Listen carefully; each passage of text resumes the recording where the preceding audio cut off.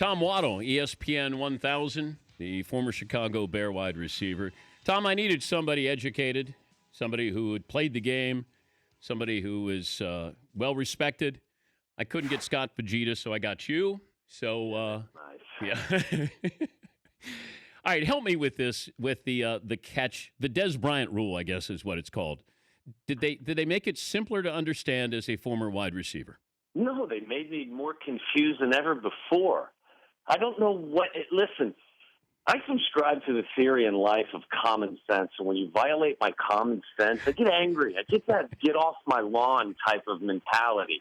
Maybe it's because I'm old and I just don't understand things, but really all they did was change the whole concept of a football move to now the guys running with the ball. Look, when I played, a football move was getting to the ground as fast as possible and protecting yourself. I didn't have many football moves.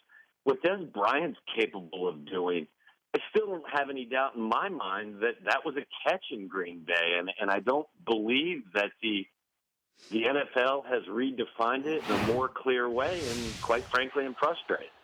I think that we're not used to seeing a football move. These guys are so athletic, so talented that and everybody's wearing gloves, so it's not really the catch as much as what you do after the catch. I just think Des Bryant was making an athletic move. You catch with two hands.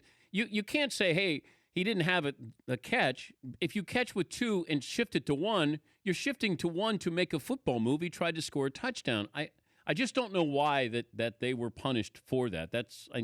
And what's a football move and what's not, and now they say you have to be a runner. I don't understand this. I'm with you 100%. Look, Des Bryant, and there are other receivers in the league that have similar athletic ability, are able to do things that redefine what an athletic move is. Not only did he secure the football, it wasn't as if he was just going down on that particular play. He caught the ball, was able to take 3 steps in a lunging fashion and lean the football over the end line. I mean, to me, it doesn't make any sense. I think we make things too hard on ourselves, and I think this is Exhibit A for that. But we're also trying to make it easier for the officials. I don't think we did. It's like replay and pass interference, and I know it's a tough job, but I think these officials, they officiate defensive. Yeah, they're very like just throw the flag and then we'll sort it out after that. That's not what I want to see with the game. I want them to get it right. I don't want them to be officiating in a way that they're just saying, "Hey, worst case scenario, I threw the flag." I do subscribe to that theory, though, Dan, when it comes to helmet-to-helmet contact, and that's one of the rules I would have liked to have seen changed. Look, if you have any question at all, you throw the flag, and then you go back and look at it. If, in fact, we're, the commissioners' initiative to make it a safer game for players, which I'm fully supportive of. And I want the helmet-to-helmet contact that can be taken out of the game. You're never going to be able to completely legislate violence out of the game. But take the burden off of the official in that particular instance. Throw the flag, and then let's see if it was, in fact, helmet-to-helmet contact, if it fits inside the little, neat box of how they define helmet-to-helmet contact. If it's not, you pick up the flag, and I don't think that would delay the pace of the game significantly. So that's one of the rules I was hoping for, or changes that I was hoping for, and obviously it didn't get that either. He's Tom Waddle, ESPN 1000 radio host and former Chicago Bear wide receiver, joining us, Dan Patrick Show. Extra points, now we're looking at from the 2 to the 1, maybe to the 15. What do we need to do? Can we just get rid of extra points? Can we just leave it alone? I mean, seriously? And by the way, what were the Colts? What was that suggestion? I mean, listen, I don't want to make an inappropriate comment that'll get me in trouble, but it sounded as if that suggestion came. I'll just leave it there. I just don't think it was one that really deserved to even be presented. I thought that one was a little bit crazy. Look, I think if you want to, you give an extra point for a field goal beyond 50 yards, so it forces people to take that chance and puts a premium on that. I'm willing to make that a 4-point field goal, but the extra point, I just leave it alone. I would.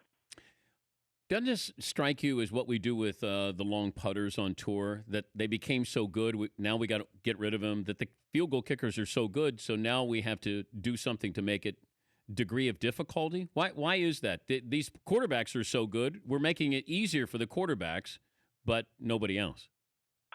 Yeah, it's a good question, and one I'm not equipped to answer because it just, it's early on what day is it, Tuesday, and my brain doesn't. I mean, you asked weird. I'm the quintessential weird guy, so I really don't have a great answer for that. I just think, again, we outthink ourselves, and our compass should be common sense with all things sports related. And wow, I think that rule is violated on a pretty consistent basis.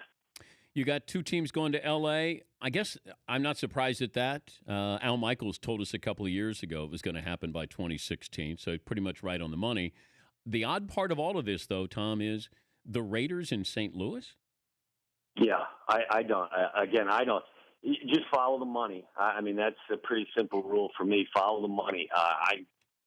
Listen, I think the Rams have had a pretty decent fan base, and to see that team leave, I feel sorry for the Rams fan base in St. Louis. But if you're bringing the Raiders to town, look, I think it's just a matter of time. I believe John Mara said that if not one, maybe two teams in L.A.